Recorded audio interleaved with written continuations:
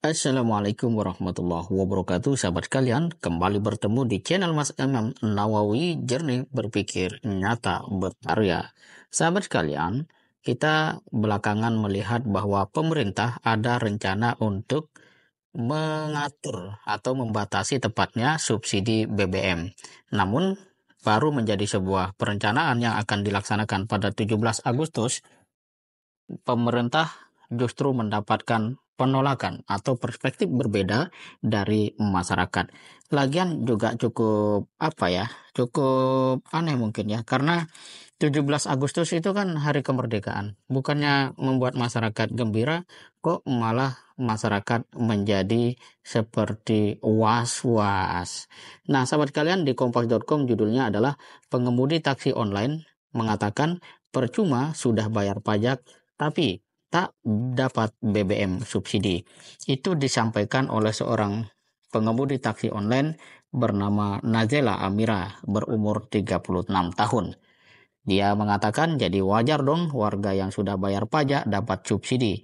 Kalau warga sudah bayar pajak tapi nggak dapat subsidi, ngapain bayar pajak, kata Nazel. Nah, sahabat kalian, apa pendapat ya terkait dengan ucapan dari Nazel ini? Sepertinya banyak yang setuju ya. Karena ya memang sudah bayar pajak masyarakat, bahkan pajaknya macam-macam gitu ya. Ya, Nazel kemudian menambahkan kalau mau dibatasi harus ada solusi sih. Kalau dibatasi tapi nggak ada solusi ya kasihan rakyat di kalangan bawah kan, ujar Nazel. Nah, sahabat kalian, mengapa Nazel ini menolak? Ya, rasio yang dia bangun karena telah membayar pajak. Pajak di Indonesia ini cukup banyak ya. Ada pajak penghasilan, tambahan nilai. Kalau teman-teman membeli makanan atau minuman di kafe itu juga ada pajaknya dan pembeli yang menanggung pajaknya. Kemudian Kompas ini juga mewawancarai pengendara mobil Calya ya bernama Andika Yoga 27 tahun. Dia mengatakan bahwa jadi menurut saya ya nggak usah dibatasi. Sudah jalani yang sekarang ada saja. Kecuali pemerintah bisa langsung memilah-milah mana orang kaya, mana orang miskin. Buat apa ada pembatasan BBM bersubsidi kalau pemerintah belum bisa memilah orang kaya dan orang miskin. Mau memilah saja nggak bisa. Ini mau membatasi. Yang ada sama saja bohong. Lanjut dia. Sahabat kalian, kita memang melihat bahwa wacana pembatasan BBM bersubsidi ini merupakan langkah yang kompleks dengan dilema antara keadilan dan efektivitas.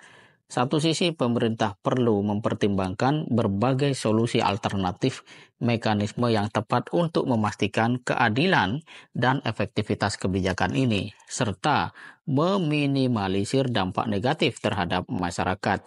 Jangan sampai masyarakat menjadi sulit karena situasi sekarang sudah sangat sulit bagi sebagian rakyat. Dan rencana ini sebenarnya juga memperkuat asumsi publik bahwa negara ini atau pemerintah ini sedang memerlukan ya dana yang besar. Kenapa kemudian BBM subsidi dibatasi? Ya maksudnya jelas, yaitu mengurangi beban fiskal negara. Dengan adanya subsidi BBM itu APBN termakan luar biasa gitu kan. Dan sebenarnya kalau kemudian dibatasi itu bisa dialihkan ke sektor lain seperti pendidikan, kesehatan, dan infrastruktur.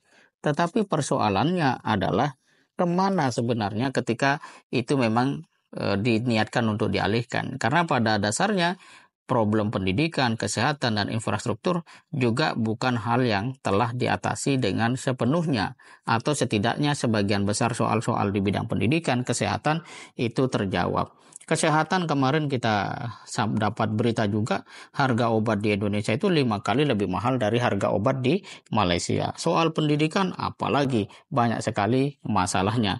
Infrastruktur, tol MBZ, kenapa jadi naik turun? Ternyata menurut sebagian berita dikarenakan untuk efisiensi anggaran alias dikurangi.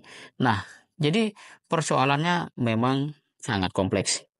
Dan tentu saja pemerintah bisa berargumen bahwa pembatasan subsidi BBM subsidi bagi masyarakat itu dalam rangka untuk menjadikan subsidi itu tepat sasaran sehingga tidak terjadi apa istilahnya diskusi subsidi yang berlebihan yang tidak tepat sasaran.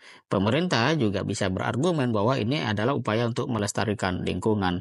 Tapi ya agak sulit kalau satu sisi ingin melestarikan lingkungan, tapi kata Rocky Gerung, kalau memang betul-betul punya komitmen pada lingkungan, buat apa hutan di Kalimantan justru dijadikan proyek IKN?